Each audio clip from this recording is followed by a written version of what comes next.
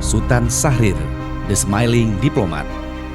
Hidup yang tidak dipertaruhkan tidak akan pernah dimenangkan, kata Sultan Syahrir. Peran Sultan Syahrir sebelum kemerdekaan dan awal kemerdekaan sangatlah penting.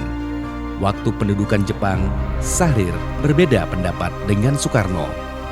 Soekarno berpendapat kooperatif dengan Jepang agar kemerdekaan Indonesia bisa didapatkan tanpa perlu pertumpahan darah.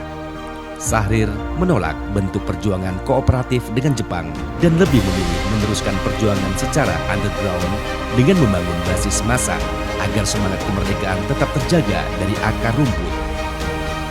Pertengahan tahun 1945, Jepang mengalami kekalahan beruntun di Perang Pasifik.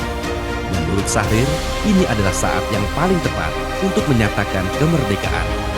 Tapi Soekarno memilih untuk berkonsultasi sama Jepang dulu biar tidak terjadi pertumpahan darah. Hal ini membuat Syahrir kecewa dan semakin gemas mendesak tokoh-tokoh besar lain untuk berani menyatakan kemerdekaan, termasuk Bung Hatta dan Tan Malaka. Tapi semuanya belum berani secara terang-terangan melangkahi kekuasaan Jepang. Setelah bom atom menghancurkan Hiroshima dan Nagasaki, Syahrir mendesak Soekarno dan Hatta untuk mendeklarasikan proklamasi. Sampai hari yang dijanjikan Soekarno akhirnya tiba 15 Agustus 1945. Soekarno lagi-lagi menunda karena alasan keamanan, padahal Syahrir sudah mengerahkan ribuan orang dari pelosok Jawa untuk datang ke Jakarta.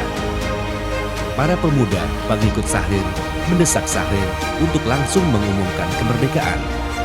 Syahrir menolak untuk menyatakan kemerdekaan karena Soekarno tetap orang yang paling layak untuk melakukannya karena basis pendukungnya yang banyak dan karismanya.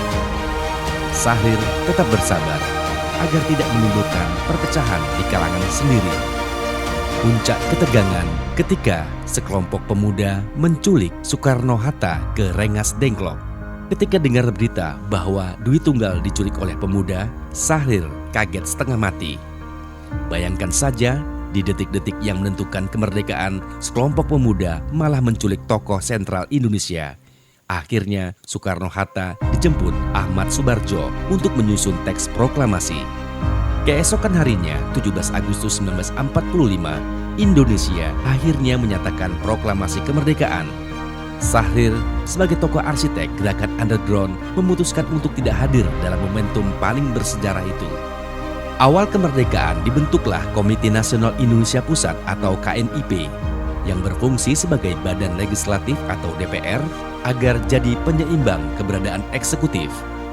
Elemen pemerintah yang krusial ini dipercayakan kepada Syahrir sebagai ketua badan pekerja untuk pembentukan KNIP.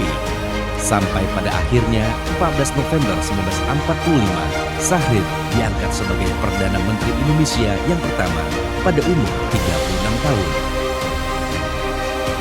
Berkat diplomasi Syahrir bersama tokoh-tokoh lainnya, Indonesia mendapatkan pengakuan kedaulatan resmi dari Belanda dan juga dunia internasional lewat beberapa sesi perjanjian, yaitu Perjanjian Linggarjati dan Konferensi Meja Bundar.